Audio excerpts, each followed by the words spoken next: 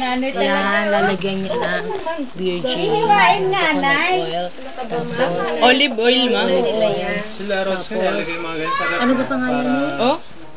pa-preserve Tapos, i-remix i-mix mo siya. Wala. Olive oil, tsaka yan. Tapos, i-dip mo yung tinapay na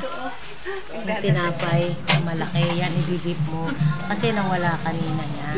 Pag gaganit mo, basmate, kaganyan mo yan, oh.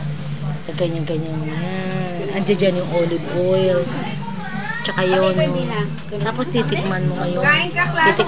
Titikman mo ngayon ganyan. Titikman mo. Sarap. Imagine, suka. Tapos mo yung tinapay. Pero masarap. Classmate, kain daw. Thank you, Mamu, for preparing this for the people concerned. Maraming salamat. Burger naman dyan. Ay, si Burger naman dyan, oh.